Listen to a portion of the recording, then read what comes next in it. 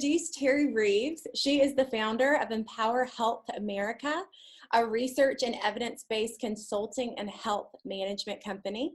She consults on organizational change and workplace culture, and you will find her leading leadership development and employee well-being and engagement programs. As you will see today, she is a very passionate speaker and an educator who looks at health and well-being in a more holistic manner.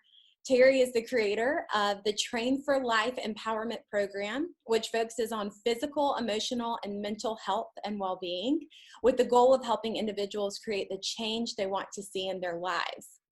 Terrie is moments away from earning her master's in the science of organization development and is a certified coach and a credentialed Yoga Alliance Master level educator with over 10,000 teaching hours in yoga and mindfulness training.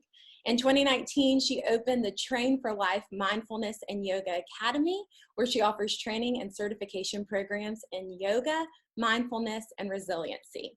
The vision of her company is to transform lives, communities, organizations, and the world by encouraging self-study and empowering mindful action.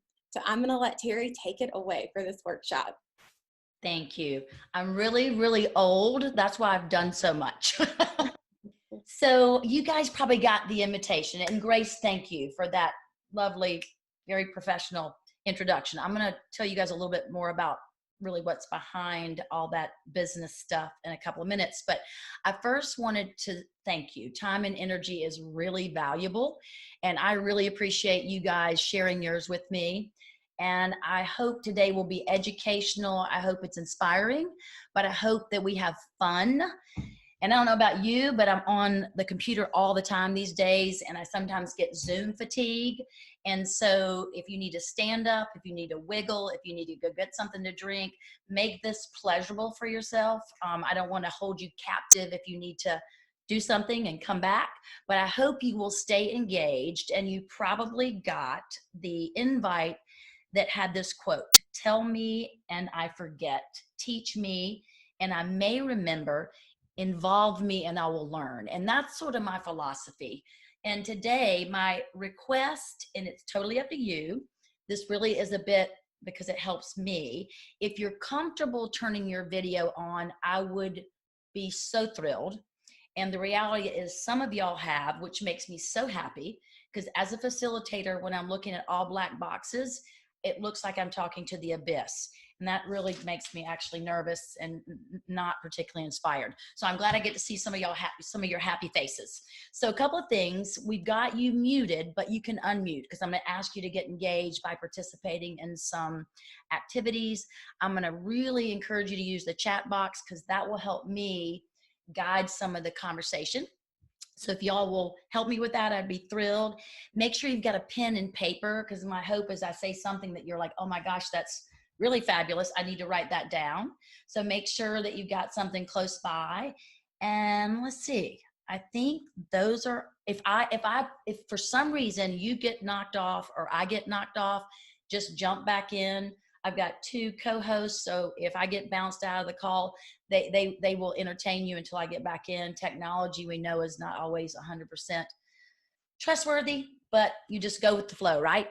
So the first thing I would love to ask you, and this is the first engagement question, is what if I told you, and I mean this sincerely, if the information that I share with you today could improve the quality of your life, and it doesn't cost a dime, and it really doesn't take a lot of time. Is that something that would make you happy if you could maybe find more happiness or feel a little bit more peace? So I'm seeing nods and hand raises. Awesome. Awesome. Yeah, cool. Well, hopefully that's exactly what I'll deliver on. I'm going to move you into the slide presentation, and I like to bounce back and forth between the two. So we'll probably go under with slides for 4 or 5 slides, and then I'll bring you back out. So hang tight 1 second as I do my screen share. This is the thing that most stresses me out, believe it or not, the technical aspect of presenting. All right, I'm gonna bring my little chat box down so I can talk to y'all some and see my chat. And I'm about to share my screen on a big screen, wider. And will y'all give me a thumbs up if y'all are seeing the big screen that you're supposed to? Yay, all right. And then I'm scrolling down and I can see y'all. Thank you for turning on your videos. Okay. So this is me in blue with my hair down. And truly the way I'm opening this presentation and the way we created it was well-being does matter, because the quality of your life depends on it. And if you want to get sort of a preview of what's to come, this agenda will allow you to get foreshadowing. So we're going to start with well-being. Like, what is it? We all have a different perspective on well-being. Stress, how that impacts us and how it impacts the mind and body and that connection. And then strategies to manage stress. The 4P process, which is something that will drive home, I think, something that we can think about even in everyday living. It's a process that I think might help you. And we're going to land in one of my favorite subjects, and that's healthy habits.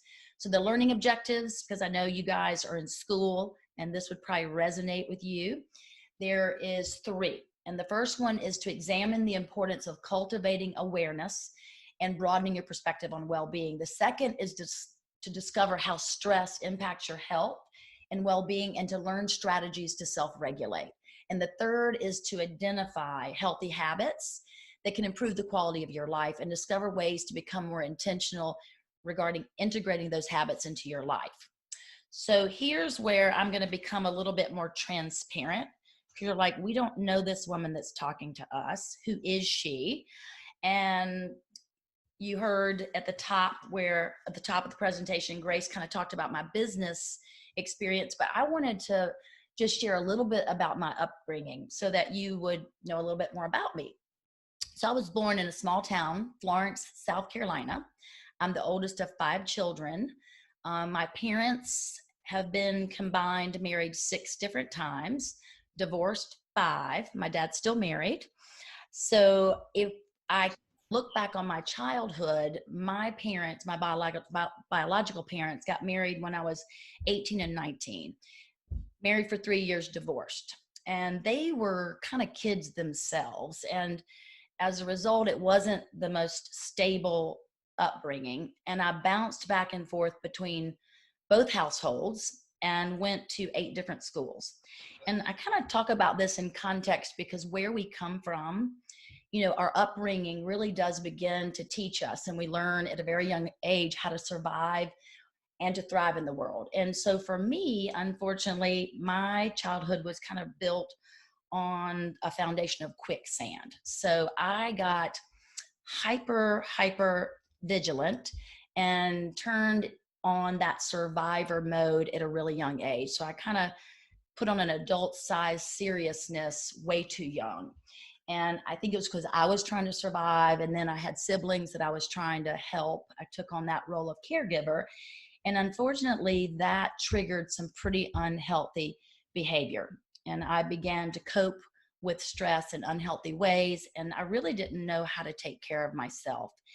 Had some pretty serious anxiety and low self-esteem.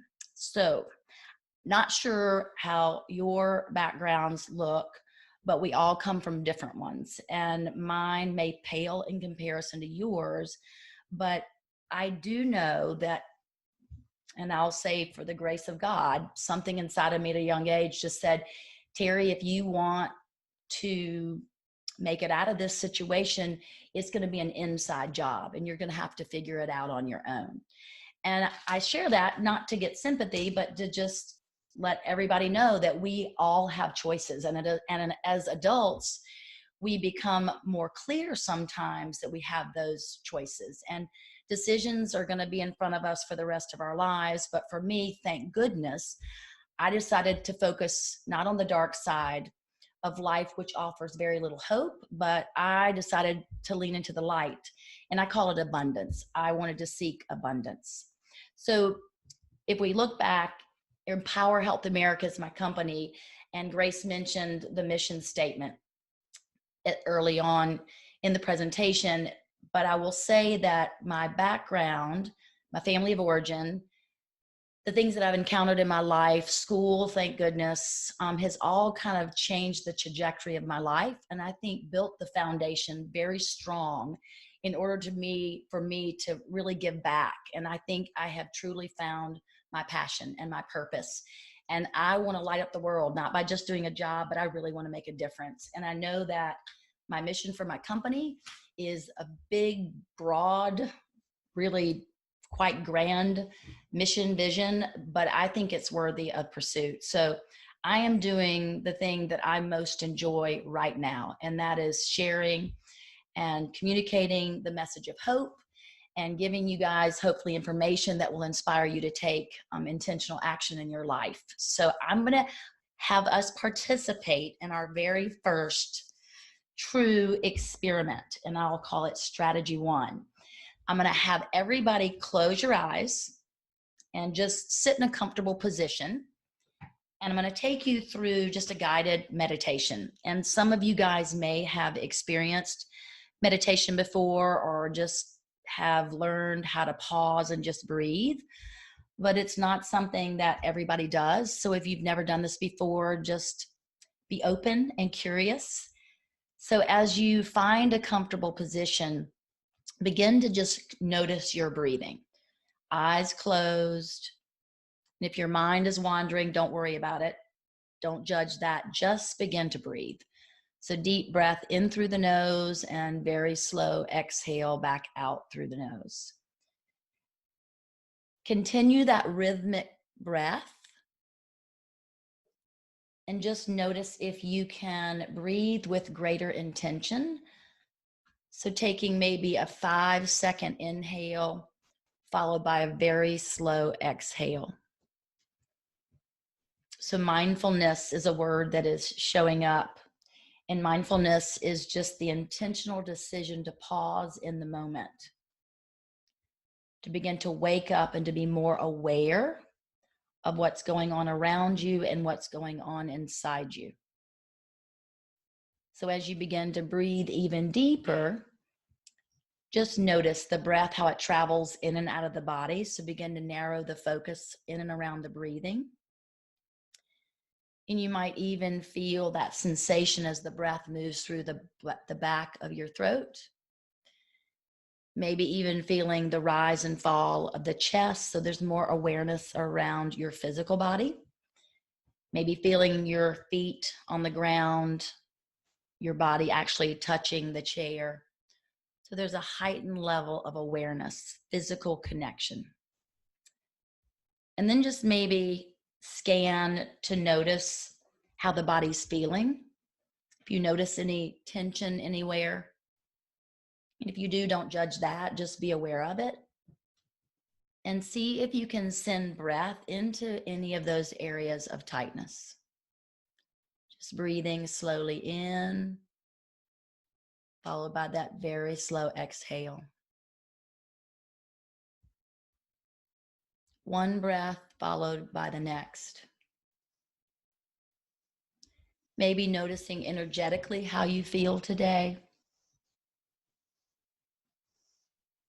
Sometimes we have more energy, sometimes we have less. And as you continue to breathe, moving a little bit deeper to notice if there's any distraction, thoughts that might be taking you out of the moment. Don't judge that. Just invite your thoughts to come back into the present moment, anchor back into the breath, and land back into the body, connecting to sensation. Unplugging to give yourself this gift of time just to take care, to pause, to unplug, to breathe. What a gift. And I'll invite you to take your right hand to your heart and just open it. Your palms are gently pressing the breastbone. And I'm going to leave some silence just for about 20 seconds, maybe a little longer. And I invite you to just breathe as slowly and deeply as you can and just feel your own heartbeat.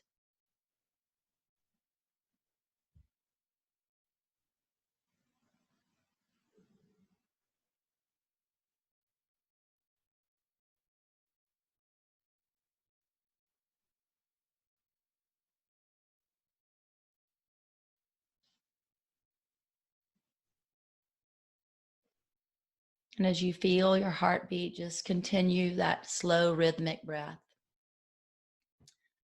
Sometimes this act of just pausing and breathing, it calms the central nervous system, which triggers a response in the body to settle down, to become more grounded.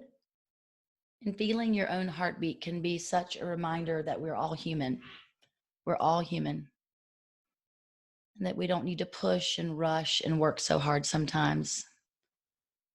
Just giving yourself a moment to pause and breathe is not only powerful, it's important. So take one more deep breath together with me. Inhale, inhale, inhale. Open the mouth, let it go. Exhale. And just opening the eyes when you're ready. Looking around and maybe noticing something in the room that you haven't seen before, maybe something that brings back a positive emotion. And I'd love for you, this is that chat box opportunity, I'd love for you to reflect for a minute and just notice how you're feeling. And I'd love for you to chat in the chat box, a word or 2 words, whatever you'd like to talk about, because I'd love to hear the impact that this exercise had on you. So I might ask Grace to chat first and Catherine, because I know their names and I can volunteer them. I see Simon, I see other people, Taylor. So share with me, if you would, how you're feeling.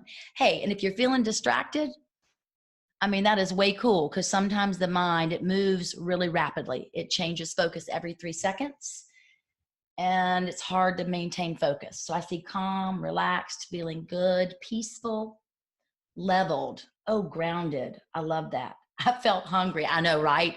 Sometimes you get this real aha moment of, boy, am I thirsty. I was very sleepy, but now I feel more rejuvenated. So breathing, deep breath, just doing that alone can really give us energy, because breath is life force, and it is in fact energy, and our body, brain, and our body needs oxygen, and it can wake us up. So that's kind of cool to see. Tired. And I hate to say love that, but sometimes we rush so much that we don't even realize we're tired until we pause. So that self-awareness can really inform. It can really inform us. Thanks, y'all. Y'all did awesome. I appreciate it. So I love this next slide because I'm such a visual person, and we talk about intellect a lot, but I love to get underneath intellect, and I love to talk about this word wisdom, because I think it is through self-awareness that we can really gain deeper clarity and deeper wisdom. So a lot of times we live in our heads, we're thinking about our next decision, we're thinking about what we want to do, rather than checking in with the entire body. How do we feel about that decision, literally in our hearts, emotionally, but then also physically, how are we feeling in our bodies? So I do believe it's a beautiful symphony when all these things work together in concert. I believe that's where wisdom lives, and I believe it's where better decisions live. And I think that's where intentional action can help come into play. All right, so we're going to move into well-being. And when I say that word, you guys probably all had sort of a different mental construct of well-being. So I'm going to hopefully broaden your perspective a little bit by thinking about it in these buckets: physical well-being, mental well-being, emotional well-being, and social well-being. Social well-being meaning relationships. Are you finding that you're balanced and happy, right? And my ideal today is to invite you to think about your life on many different levels. And I don't want you to think about it in terms of what the world wants you to do in terms of maintaining good balance and health and happiness. I want to think about the things that really make you happy and make you feel healthy. And it's important because it truly does impact the quality of your life and how you show up in the world. This next exercise, and I know that Grace sent out a couple of handouts, and you might have them handy. If you don't, do not worry about it, because we're not going to stay on this exercise a super long time. But I am of the belief that when we ask people where they're in or out of balance and what might be causing them stress, it's very difficult for sometimes for people to process that and pinpoint what might be driving feeling in or out of stress, because our westernized culture doesn't invite us to pause and have conversations to say, hey, how are you feeling about your overall well-being? How are you feeling about your relationships? How are you feeling about your self-esteem? How are you feeling about your life balance? Are you playing enough? Are you exercising enough? What's causing you stress? Like, those conversations aren't typical conversations we have. At least they weren't in my family of origin. Nobody talked about it when I was in elementary school or high school, and they definitely didn't talk about it when I was in college. And I think now the conversation is starting to surface more with mindfulness, people thinking more holistically around health and well-being, which is a great thing. But this exercise is strategy 2. And strategy 2, first one was pause and breathe. Strategy 2 is to actually create a greater level of self-awareness by taking inventory. So your sheet of paper will look a little bit different than this. It actually won't be those sheets. It won't be a circle. It'll look more like this, just to kind of give you a visual. And I'm going to invite you this weekend or whenever you have a little bit of time to do some discovery work. There are 15 questions that ask you in each of these dimensions, being 15, how you're doing, dimensions of your life. And so you have some framework around this construct. I've been in the health and fitness business since I was 16 years old. And as I have evolved and done more research in my own life's work, I've adopted a more holistic view of well-being. So I've trademarked the word ideal being, because I think it's really up to you. What do you want your life to look like? But I did 10 years of research, which have helped me identify 15 different dimensions that impact your health and well-being. I am going to wind sprint us around this circle, but my hope is that you'll take a longer pause and answer these questions, because I think you might find it interesting. So at the top, the little apple is nutrition. To the right is rest and relaxation. These are all different dimensions for you to think about in your life that affect health, happiness, life balance, stress. The third is exercise. The fourth is spirituality. The fifth is habits, good and or bad habits. The three people is relationships. The next is emotional. The next is pretty straightforward. Am I going to the doctor? Am I proactively taking care of myself? The next is financial. Then you look at the sun representing play, life balance is the scale. Is my home environment, is my school environment, is my work environment? How do I feel about that? The next is intellect. Am I growing? Am I doing things that are inspiring? The little glass, the little hourglass mirror is when I look in the mirror, what do I see? So that represents self-esteem. And the last is life purpose. Am I doing the things that I'm passionate about? So I'm going to move us. So I'm going to ask you guys a quick favor. If you've got a camera, take out and do a screenshot of this picture, because I'm going to do a breakout session, and I'm going to randomly select, probably put you in groups of 5.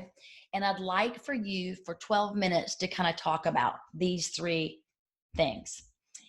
And the context, hopefully, in what I just went through, we wind sprinted around that circle. Where is your life out of balance? What is causing you stress? Because often where your life is out of balance, there is a level of stress associated with that, a huge correlation there. And this is maybe a little bit more of a philosophical question. If you get to it, great. If you don't, but I want you to think about the why underneath some of this. And that requires sort of that deeper dive. So not only where you're out of balance and what might be causing stress, but how that's impacting the quality of your life. Because that's the real intrinsic connection. When something's impacting you directly, that's where there can be motivation to change. So I want you to think about mentally, physically, emotionally, and socially, right? Where your life might be being affected. So if you can, oh, somebody put them in the notes. Thank you. So why are powerful questions important? Because I believe it truly is through introspection, this self-reflection, that we can learn from ourselves and gain greater clarity. And sometimes that clarity can be a catalyst for change and action. And then I think when like-minded people get together and you can have conversation around it, it sort of supersizes that. So it's not in your own brain, you get to share it. So I'm going to move us to the breakout session, but I'm going to take us off the screen share for a minute because I want to check in. How are we doing? Are we tracking? Making sense? That makes me happy. I see a few smiles and thumbs up. So you guys have done the virtual breakouts before, right? Oh, somebody gave me a thumbs up, literally. That little, I like that. So the virtual session breakout, if you've never done it, you're going to disappear into an abyss for a nanosecond, but then you will land on the other side. A couple of things you need to do is accept the breakout group that you're being sent to. Number 2 is remember the breakout group. So somebody write it down, and then assign somebody to take some notes, and then assign that brave genius soul to come back and group share on behalf of your group. So taking your collective consciousness and reporting back the outcomes. Are y'all cool with that? So there's got to be somebody in your group that's brave enough to speak. Remember the group you're in. And I might have everybody speak this time, or I might do like group 1 through 3 and do 3 through 6 because we're going to do 2 breakout sessions. So hold your breath. We are about to disappear, and I'll see y'all in roughly 12 minutes.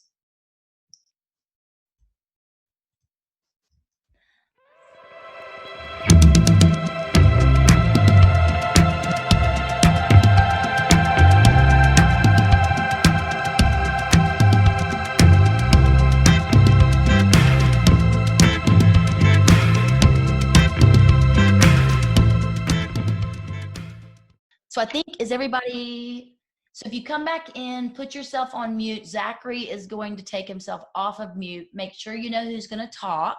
And if you want to turn your camera on, cool. And Zachary, take it away. All right, so our group was talking about all of the things that have been causing us stress in our lives and kind of just being self-aware about the stuff going on in our lives. So Cameron was talking about how she was stressed out about being on her own now and worried about getting money and like being organized now that she's on her own. And she was talking about ways to work through that. Terrell was worried about studying. He's been doing it on his own and struggling a bit. And he was talking about maybe he could start looking for help with studying instead of trying to do it on his own. I know with me, I've been stressed out because, especially because of COVID, like I haven't been very in touch with anything really. It's very easy to just not do anything and get complacent. So I've been really out of touch, like socially, with my friends, with a bunch of other stuff. And Miss Maria, she was talking about how she was like with her family, taking care of her family in her hometown, and now she's back working, and like that lifestyle change can cause her some stress. So yeah, we just talked about the stuff that was causing us stress and like what's going on in our lives. That's all we went through. That's awesome, Zachary. And I mean, I was writing some of those things down, and I've heard those before. I mean, and we're not alone. I think when we start to pause and get together and talk about it, it's like, wow, yeah, I can relate to that. And then you can kind of problem solve a little bit easier because you don't feel alone, right? And you can help each other get through and maybe even process, give some suggestions. So I appreciate that, you sharing very much. So group 2, do we have a spokesperson for group 2 that is going to share your genius? All right, unmute your genius. Here you go. All right, so my group talked about the aspect that we felt we were lacking the most was in school, specifically because of coronavirus. We all have different reasons for it. Me and my friend Ashlyn, we both were stressing a bit because we won't be returning back, or we won't be going to school in the fall. We'll be all virtual. And then the rest of the members are just wondering, like, will it be safe, or how are we going to go through this safely and not have to potentially be sent back, or even just enjoy our time at school, because with all the regulations in place, it's going to be hard to be able to have fun while still being cautious. And it was just like, how do we find that balance between the two? Yeah. Simon was, didn't get into a focus group. So I actually got to participate in a focus group for once as a facilitator. So he was sharing some of the same concerns. He's facing that big decision, virtual or on campus. And, we were talking about, change creates disruption, but we know change is inevitable, but it's never permanent. And so there may be a year disruption, but the reality is we will be back in a scenario where we can be in community more, and it might even show up in a hybrid form. So maybe through this disruption, there can be some positive change on the back end, and we have more choices, which is kind of cool. Certainly this has put us into a technological frenzy. I mean, we've all been kind of shoved into the deep end. I don't think I've ever done so much Zooming in my life, but it may open up new ways for learning and different ways to connect. So I completely relate. I'm in school too, getting my master's. And so we were in person, and I love the in person, and now it's all virtual. So I'm trying to pivot my mindset and create, a new normal, right? And kind of dealing with the reality of something I can't change by, reframing my thinking and knowing that it's not forever. And that's the good news. That's the good news. How about group 3? I'm bouncing around. I went 5, 1, and 3, right? Yeah, hello. Hello. I'm sorry, my camera isn't working. Oh, that's okay. But We're going to imagine your lovely face, but we can hear you fabulously. Okay, great. So my group, when we talked about like where our life is out of balance, we said like social life and sleeping. A lot of us, like Cynthia and I were both working a lot, and that's kind of hard to juggle like sleep and social life, and it's just hard to reach out to friends overall, especially like with COVID and stuff. And like how Zach said, it's very easy to get out of touch with everything. School seems to be like the biggest thing that's causing us the biggest amount of stress, like how we're going to pay for school, how it's going to look like with COVID around, and stuff like that. And also just like not being able to kind of alleviate that stress with like, talking to friends and stuff. It's just harder. And it's affecting us like physically, mentally, wearing us down, kind of feeling tired. Some of us said like weight gain, and just overall feeling stressed out. Yeah, those are all very, very real. And I appreciate your authenticity and your vulnerability, because, feeling out of balance and not in control can create a level of stress, and stress has a cascade of things that happen mentally, physically. You mentioned them. I mean, you scripted it perfectly on so many levels. So I might ask, I'm going to keep moving us forward because I want to make sure we have space and time for another breakout session. But does anybody have something that you would like to share? Because I certainly want to always open the floor up. If you got something you're just have this burning desire to put out there, I just want to open the floor for a second in case there is a brave soul who wants to enlighten us.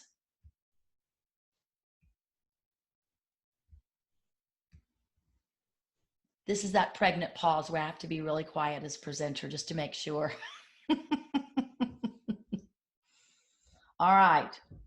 I'm going to push us back into the PowerPoint. Y'all, and I hate it because I love this view, but then y'all can't see the PowerPoint. So I'm going to get tiny, and I'm going to move us back into the PowerPoint. So hang on. Here we go. Screen 1, share. All right. See if I can get my chat box back up. Oh, goody. Sometimes it disappears. All right. So the next slide. You probably notice I like images because I think they evoke emotion and awareness. To me, which is what we just did. It was a self-awareness exercise, informs us. The first strategy that we did, the breathing and dropping in and noticing our thoughts, our feelings, our emotions, inform us. And I believe it's the greatest way that we can find our own answers. And when we don't pause and get really clear on what we want, we can feel like we're in a big rough sea being tossed around. And sometimes we look outside for the answers, but all the answers are inside. So how can you create your own compass? And that is through self-awareness. And Carl Jung, you guys probably know him, a psychiatrist, and he writes a lot about behavior. He speaks about until you make the unconscious conscious, it will direct your life and you will call it fate. So my hope today is that we're waking up your awareness on a lot of levels so that your destiny is really in your control. So World Health Organization, not just the CDC in Atlanta, World Health Organization says that stress is the new epidemic of our times. 3 out of 5 people say that they don't feel like they have the coping skills to deal with stress. And we know stress is inevitable, but the good news is we can't avoid it, but we can learn coping skills so that we can deal with it better. We can manage our reactions a little bit better. So this next slide will really be one that I'm sure you can relate to, and we've already been talking about it, COVID, right? It's like a domino. Disrupts your routine, it creates more challenge in our lives. And when things are out of balance in our lives, it can supersize stress. We already have a fair amount of it as it is, but when life becomes disrupted, it can even have a bigger impact. And it's why it's an important topic to talk about, because who wants to live in a place of stress when there are some alternative things that you can do to better manage it? So a little bit of that is going to keep driving us into this place of awareness. And this kind of goes back to my story at the beginning of the presentation. We're all wired differently, made up of different DNA. We all come from a different family of origin. We've all lived life up until this moment and maybe have had some pretty high impact life events, significant things, the death of a loved one, the loss of, something that you really desired that was important to you, things that just shape perhaps the way we view the world and the way we begin to evolve into adulthood. And we land in this place of being, 17, 18, and we are who we are.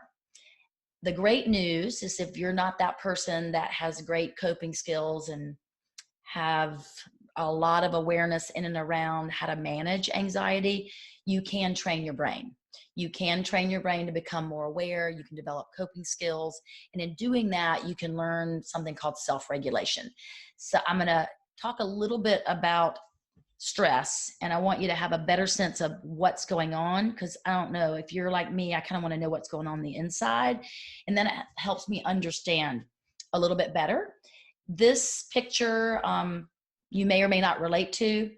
I've had a couple of days this week where that's probably what I looked like, but you can imagine your face. And there are moments where I'm like, oh my God, let me just breathe, because I want to pull the trigger. I'm like about to explode.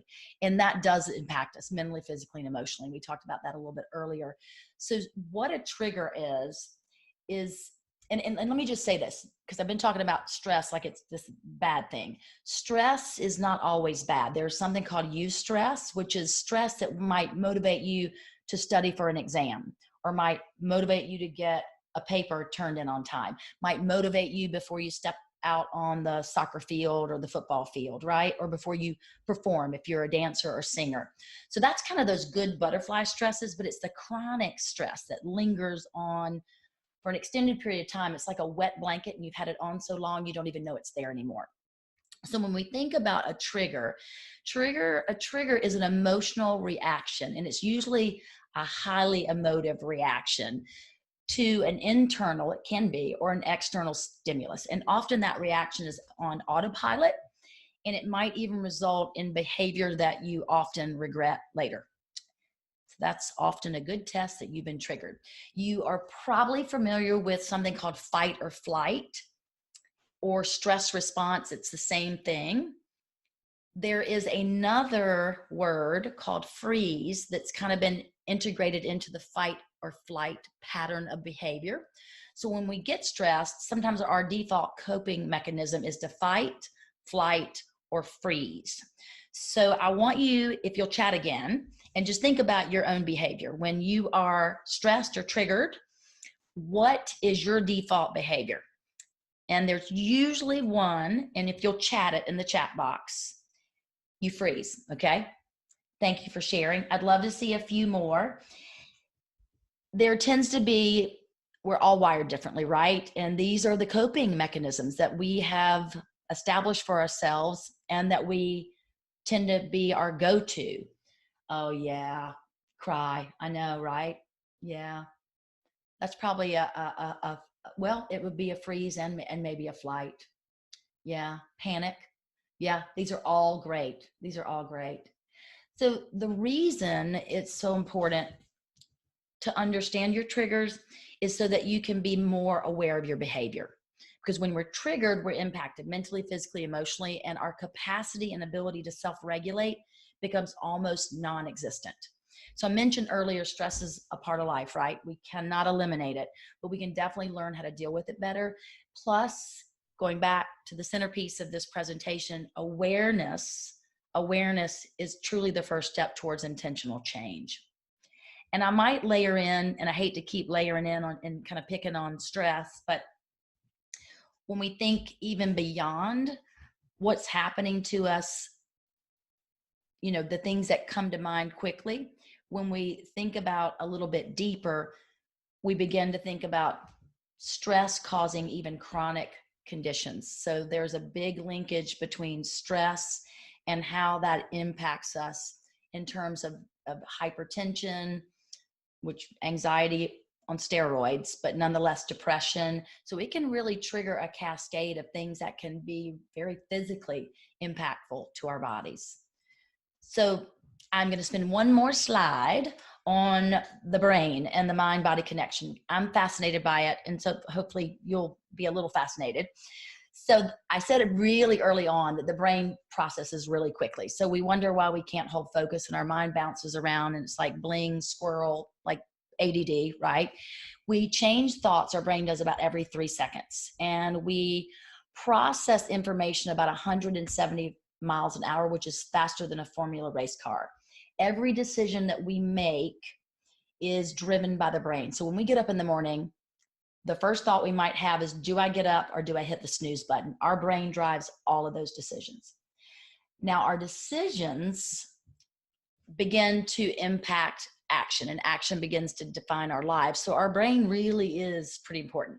So when things are smooth sailing and we're exercising and we're in a relaxed mood and we're on the beach walking, wherever that relaxing place takes you in your mind, there is no trigger happening.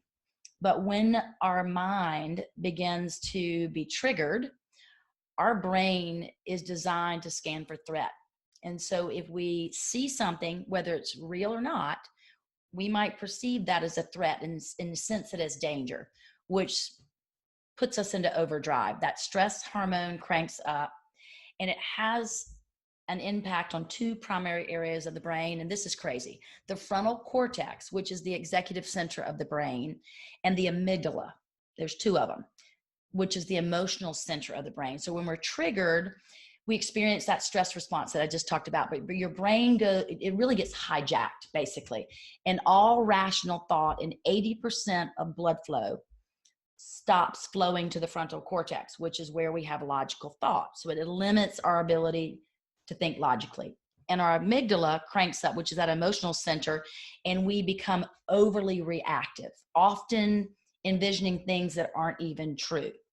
So this causes a chain reaction which spikes the stress hormone cortisol, also that adrenaline. And adrenaline can be good, right? It kind of is like when you're getting ready to play a sport, you get that adrenaline, but long-term adrenaline is very, very hard on the body. You might even think about when you've been stressed, you might begin to shallow breathe or more rapid breath. Your heart rate increases, maybe dry mouth, excessive sweating. So all of these signs are things to be mindful of and aware of. Your clarity of thought can often be impacted. Your ability to focus is impacted. Your concentration, your ability to be fully present and engaged, your active listening skills are diminished, your ability to think logically and process information objectively is impeded. So it is one of those situations, and certainly something worth thinking about, because if we could gain some skills, like we did at the very beginning of the presentation, just pausing and breathing, dropping in and noticing, asking questions, you're not keeping everything trapped inside, speaking to people, talking to folks about what's on our hearts, what's on our minds, we can get out of that stuck, anxious state, and we can truly retrain our brain, rewire our brain so that we have better coping skills so we don't pull the trigger. So enough science about the brain. This fourth strategy is one that layers into every aspect of our lives. And I want to put it out there as something that you could perhaps take with you. If you've heard of stop, drop, and roll, will you raise your hand so I can just see that acronym, stop, drop, and roll? So usually acronyms are a really great way to help us remember things easier.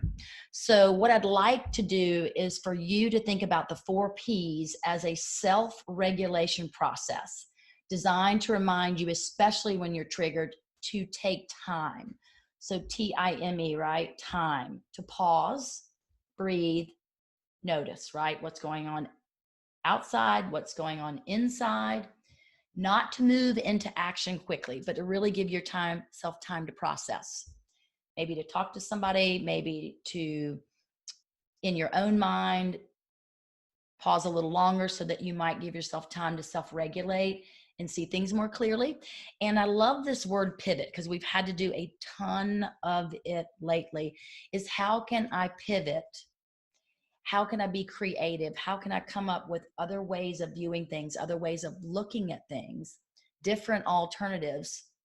And after taking the time to truly give yourself the gift of going through this process, I really believe you'll end on the other side, being able to take that really proceed step with greater intention.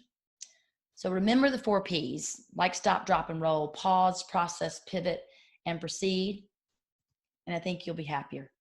I'm going to take you off of the stop share. So just to see some nods, does that make sense to you? So I've been talking about the 4 Ps a lot. I actually presented to my graduate class last night a whole presentation on the 4P process: pause, process, pivot, and proceed. And we were kind of laughing. We're like, well, what would happen if we didn't do that? And I'm like, we're going to go straight to the R, which is after the P, which means you're going to move straight to reaction. And often that takes us to the place where we're like, uh-oh, I should have paused because I'm not particularly happy about that decision. And it could be a reaction to someone or something, or it could be a decision about school, that if you rush through that decision-making process too quickly, you might be like, dang, I should have paused longer. I should have asked more questions. I should have processed. I should have really listened to myself. Make sense? Nods? Yes? All right. So I'm going to move us into another chat room, and I am going to ask you what triggers you. So we're going a little deeper. This is kind of an add-on. And how do you manage stress? Like what are your go-tos for managing stress? We kind of talked about what are your default behaviors, but what have you found that you do that really helps you? And I'd love for y'all to share that with each other so that you're able to learn from each other. Y'all cool with that? So we're going to disappear for 10 minutes. If you come back early, then we'll just hang out and talk as a bigger group. But hopefully 10 minutes will give you enough time. So hang on, here we go.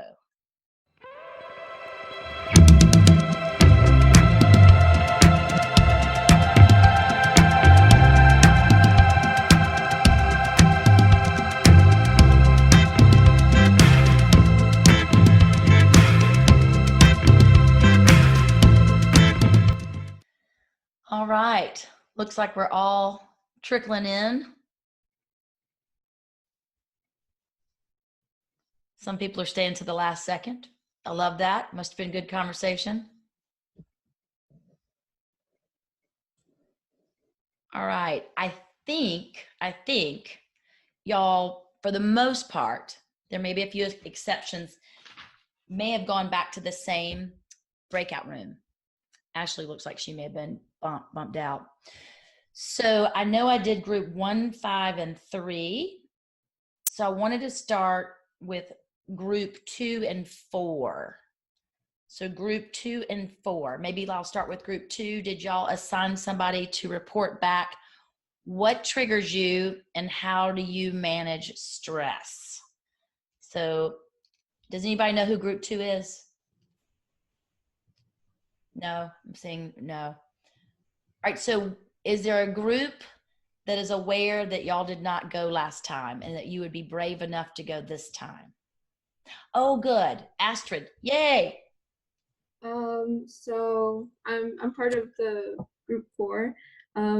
So we all talk about most of our stress came from well, currently from school stuff, like the uncertainty that we all get from school, especially with the pandemic going on.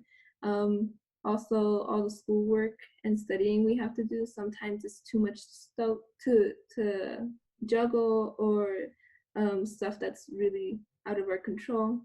Um, we also had we all had the same way to relieve stress, which was like music, meditation, or just pushing through the stress and like getting it done with and stuff.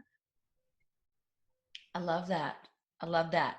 So out of the folks that I can see, will you raise your hand if you've meditated before? Just like see a raise of hands if you meditated. And that's awesome.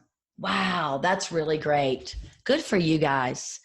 Good for you guys. You need to talk to your parents and get them meditating, or your caregivers, all the adults out there that are as stressed out as y'all might be.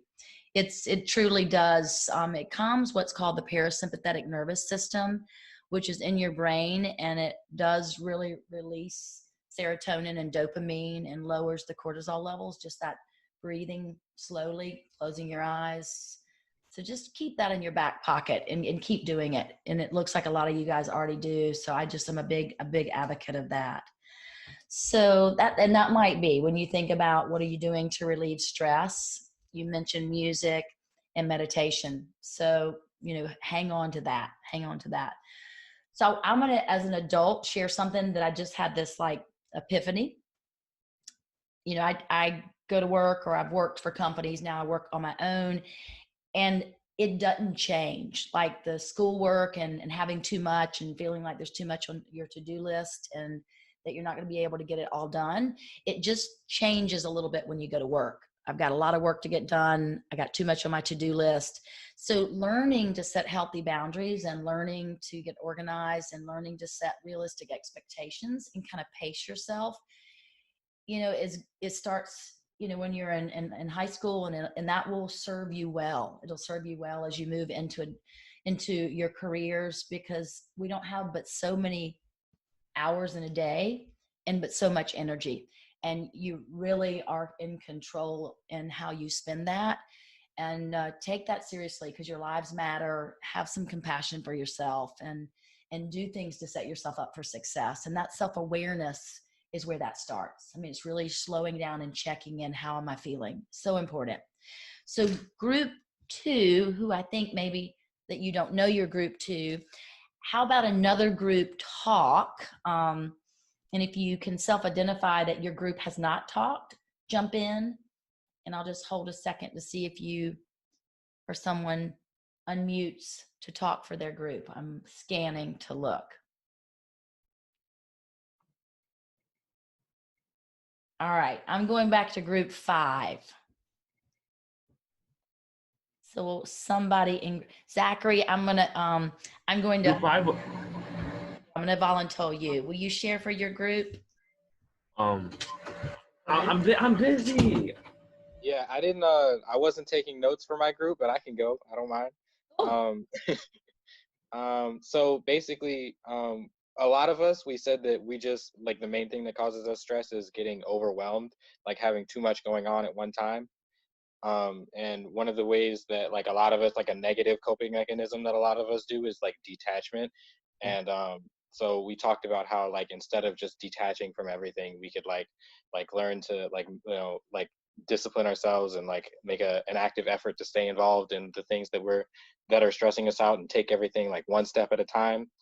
And so yeah, that was like one of the main things, is just like being overwhelmed with too much going on. I love that. Detachment is in fact a coping mechanism. It's kind of like compartmentalizing and sort of just thinking your way through and sort of detaching from your heart, your emotions, your body. And it will certainly help you get through. And detachment can be a short-term good coping mechanism, but long-term, we really unplug. We really unplug too much. So I'm glad you brought that up. Really glad you brought that up. Praises. Am I pronouncing that right? Yes, you are. I have been looking at your smiling face this entire time. Would you be comfortable sharing a little bit from your perspective? Yeah. So I was also in the breakout group number 4, and like what we spoke about, some things that were school related, and sometimes we had like one of our triggers was like going in too deep into ourselves, like retreating a lot, and like sort of getting into that self-doubt and that mindset of you can't do things. And then like one of our solutions for it was also like sleeping, drawing, the meditation things. And what I have said that like when I get stressed out, like it's usually because I put too much on myself, right? I like pick up too many things, and I realize like, oh, maybe I shouldn't have done this. Maybe I should have managed my time a little wisely. And my thing that I do is kind of like, I just recognize like, okay, next time, let's not do this right now. Let's just like get through it, and we won't have to do it again. Cause like my whole thing is like, I saw like a quote where it was like, if you stress out about something, you're essentially like doing it twice. Cause you're like thinking in your mind about doing it. And then like when you actually do it, it's like you've stressed out about it twice. So I kind of try to remember that and like try to like take it down a couple of notches. I love that. I've got this quote because I'm a little bit of a high achiever and probably overstack my day. And it's not necessarily because I have to, it's just I like so much and I want to do so much. And I've got this mantra this year that says, just because I can doesn't mean I should. And I really have been trying to be mindful because we are capable of a lot. We're resilient human beings. But just because we can doesn't mean we always need to push so hard. Learning to throttle back proactively, especially if your nature is to overachieve or to set these expectations that probably aren't, I don't want to say realistic, but sustainable. Because sometimes we can hit the mark and stay there for a second, but it's not sustainable. So anybody else want to share before I move us into self-care, which is sort of where we've already gone? I'm from group 3. So our triggers was let me get my notes, sorry. Yeah, please do. Like not having like we have to have a schedule and a plan because it kind of like guides us to what we're gonna do next. And also being in control is one of our triggers. Not being in control is one of it was Gigi has said like, she needs to be in control kind of to know like basically same thing as having a plan. And the ways we like solve our stress is some of us we work out our stress to relieve anything, and we also like talk to people to vent. And I had said that like the way I relieve my stress is I don't really do it. I just like go on about my day because I feel like I don't have time to like stop and think about like to relieve it and all that. So they kind of told me like I should just try to vent also to people just so I could like not build up the stress as well. Yeah. Talking is very cathartic, finding a trusted friend and just expressing is a sense of purging, and it really takes some psychological pressure off. And then often when you talk to somebody else, the issue is really not as big as you might think it is, and or they might offer some support or suggestions. So that sense of community, kind of having a tribe, is really powerful. There's another thing that I think about a lot because I'm a little bit like I want to be in control, and when I'm not, it's like it can kind of make you feel out of balance. And so I think about the song Frozen, and it's that song that we've heard 1,000 million times. It says, let it go, let it go, let it go. And then for those of us who want to hang on tight and we're not ready to let it go, I go back to a Beatles song that says, just let it be. Just let it be for a while. Because sometimes we're not ready to let it go, and we don't need to force ourselves to be anywhere that we're not ready to be. So sometimes just letting it go may not be where we're at. So this kind of warm up to letting it go is just to let it be for a while, and just don't keep picking it back up. And when you're really ready to let it go, you'll know, because it'll be easier. Make sense? Cool. All right, I'm gonna push us into the PowerPoint one more time, but I'm not gonna keep us there long because I like this view much better. But we're gonna move into self-care. And this slide is a good visual to kind of walk us into self-care. So I think about self-care in the form of healthy habits, and I call this strategy 5. And you guys have really hit on it quite a bit in just some of the stuff that you just shared. But to be a little bit more specific, I'm going to move us quickly through the boxes, and then I'm going to bring us back into some final conversation. Stay connected. You guys have already mentioned that. Stay in community, find your tribe. Maintain a healthy routine. You guys just talked about that, having some structure in your day. That also gives the mind balance, and your mind communicates to the body, and the body's calmer when we feel like things are structured and organized. I know you've already probably been doing this, because I've seen more people outside in the last 4.5 months than I've seen in the last 5 years. Getting outside in nature does 2 things. Often things don't seem so big when we're outside, because when we're outside, it's vast. Plus, being in nature, we are calming the central nervous system. We're getting vitamin D. 2.5 hours a week is what's recommended as being very healthy mentally and physically. Showing compassion. You guys mentioned a little bit about compassion. It's just recognizing what you need, pausing to give it to yourself, whatever that is, something that makes you feel happy, healthy, and whole. Taking time to carve out, to find that space for yourself. And those ruminating thoughts that we can get stuck in, I call it positive self-talk, is that awareness of the internal dialogue, because the person we hear the most our entire lives is our own voice.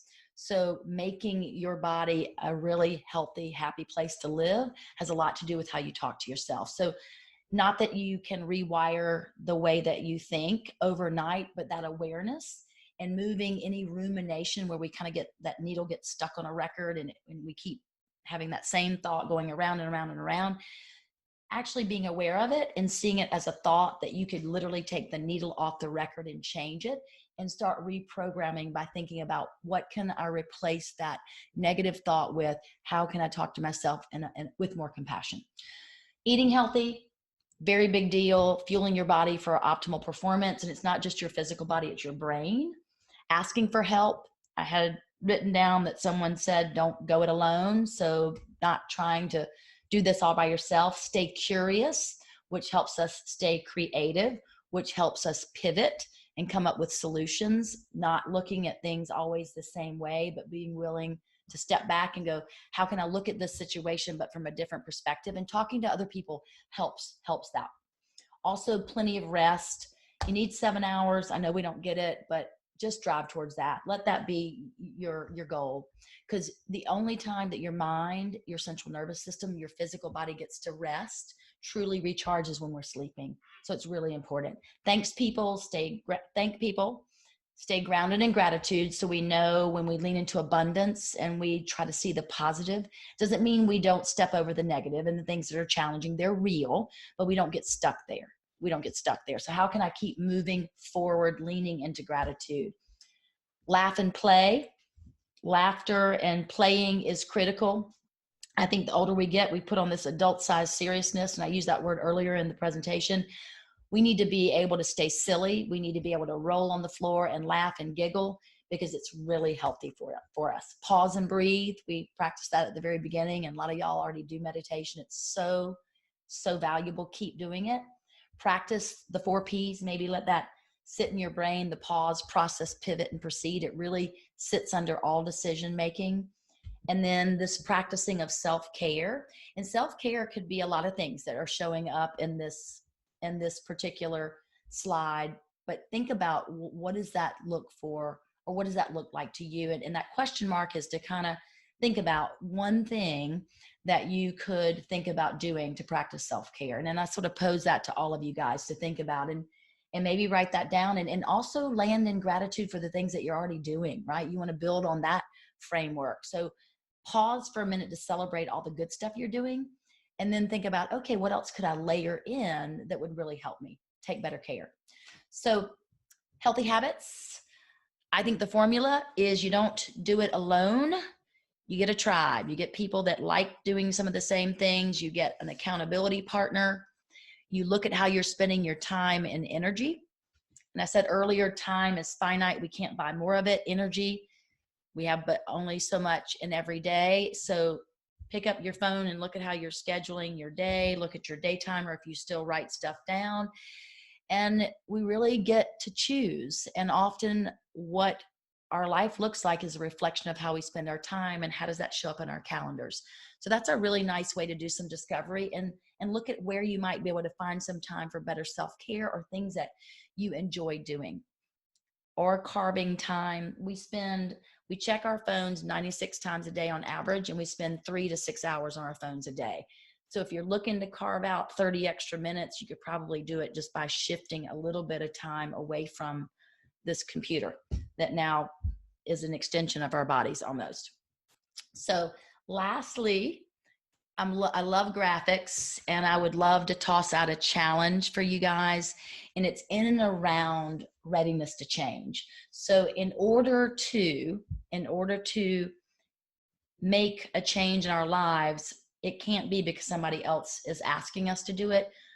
That true sustainability is when there's something intrinsically inside of us that motivates us, that we care enough about our life that we go, okay, you know what, I'm worth it. I'm going to make the time and energy to make this change because I'm worth it. And my life and the quality of my life is that important.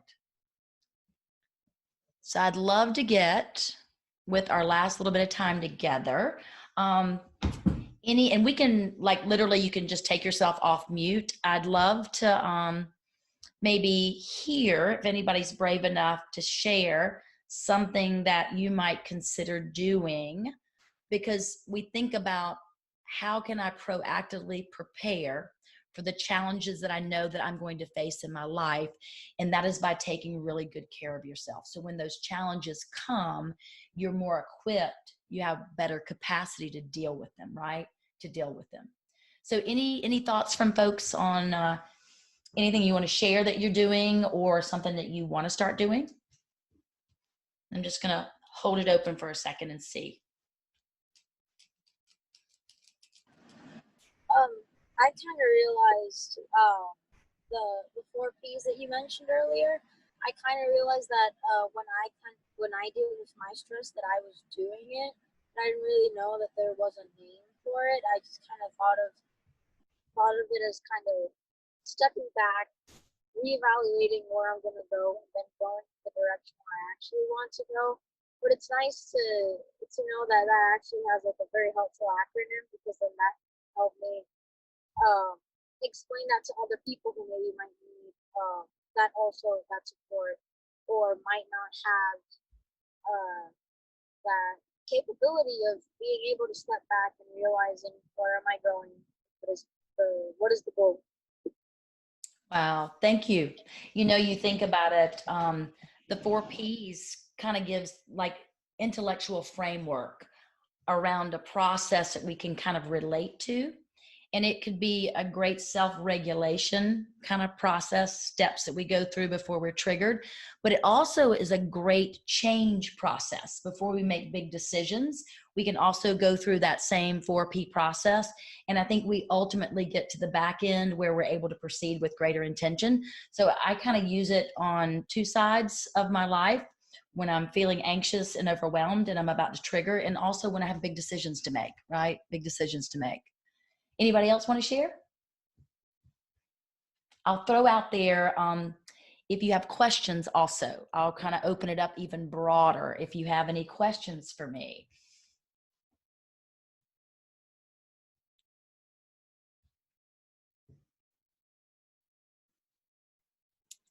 I don't know about y'all, but I'm kind of blown away that I pick up my phone 96 times a day. Isn't that crazy? So making sure that I cut that down and utilize that time for even better reasons that will help my growth. I was blown away by that statistic.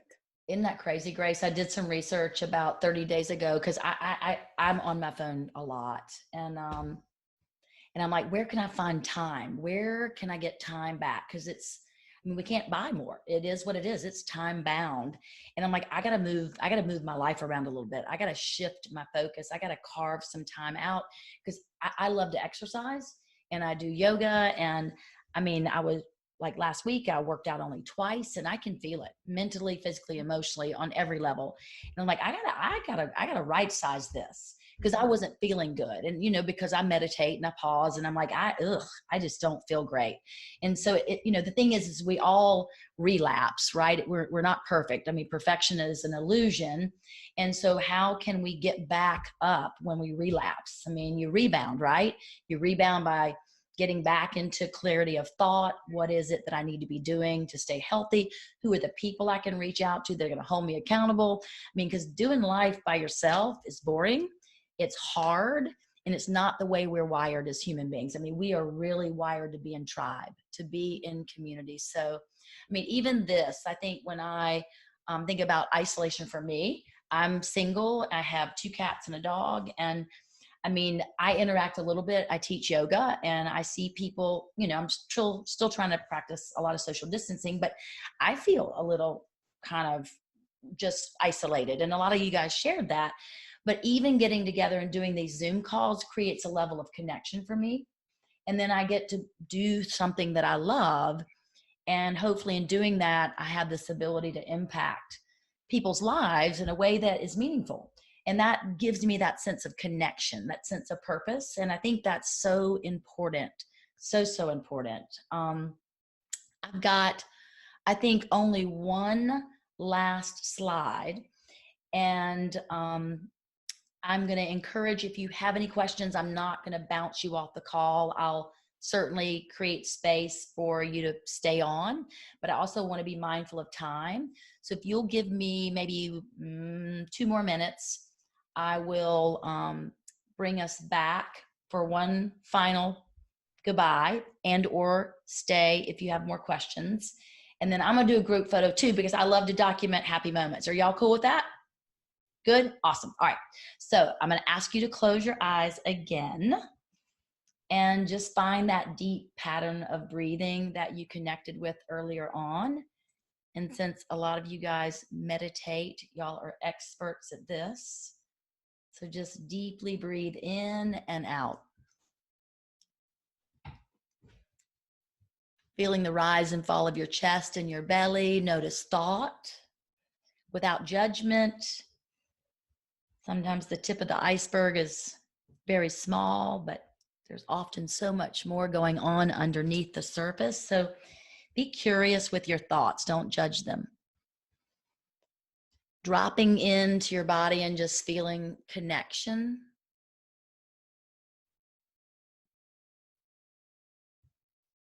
Feeling the expansion of the chest, maybe the vibration of breath of it as it travels in and out of the body.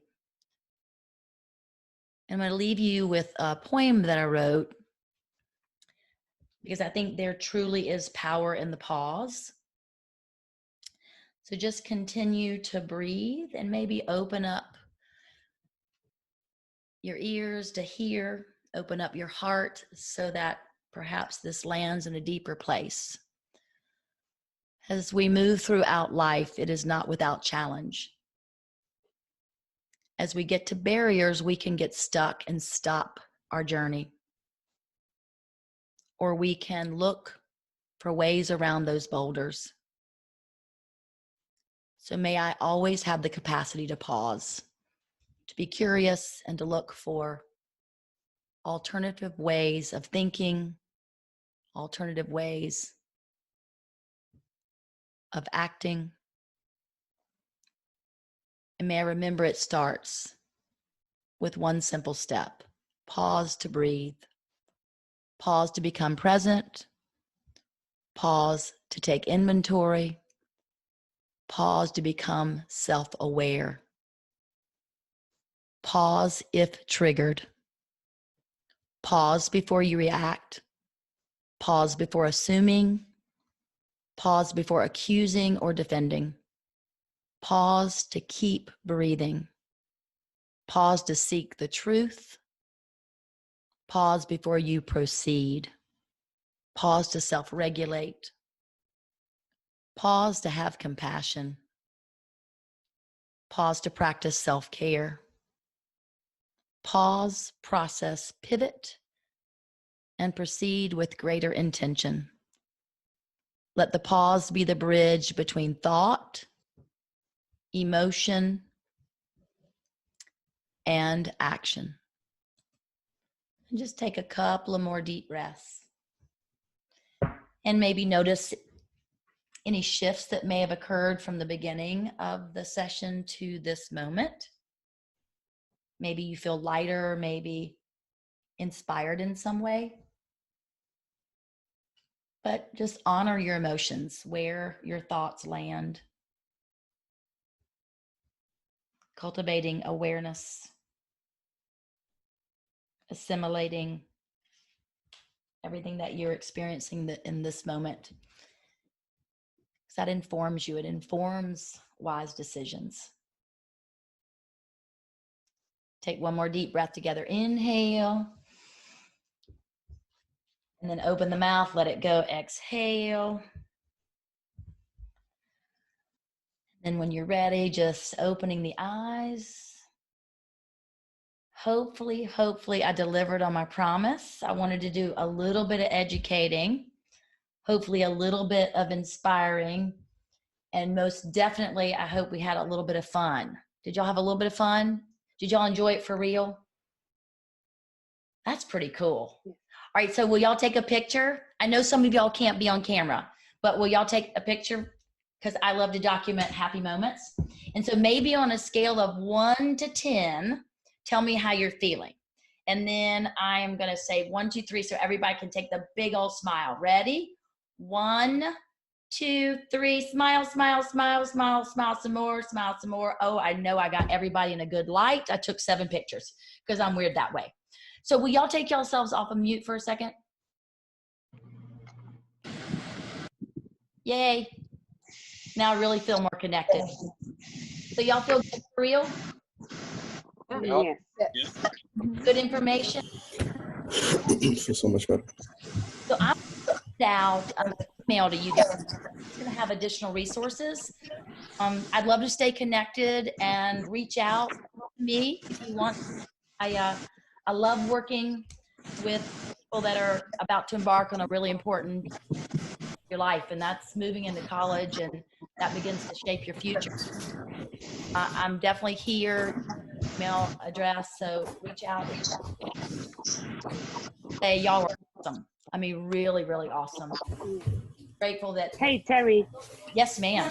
This is Maria. I am from CYC. I just wanted to give you a thank you and let you know that I thought the whole session was amazing and super, I think, important, especially now. And so thank you for taking your time and for sharing your skills with our students at CYC. Thank you. Really appreciate it. Thank you. Yeah. So time's back, and I'm grateful you gave me 40 minutes, and that's a big slice of your life. So I never take that for granted. And just take stuff, plant it somewhere so you don't forget it. And, I hope it's not the last time I work with you, but if it is, I just wish everybody success and deep, deep happiness in your life, right? Yes. Grace, you have Thank you. Yeah, absolutely. No, thank y'all so much for joining. We're excited about tomorrow's workshops and looking forward to seeing you there. But thank you so much for joining, for being engaged and involved. It just made it so fruitful, and we gleaned so much from each one of y'all. So thank you so much for jumping in, and I hope you have a great rest of your Friday. And a lot of thank yous. Thank you, and I'll give y'all a namaste because I'm thinking most of y'all know that. Namaste, namaste. Awesome. Hey, get outside this week.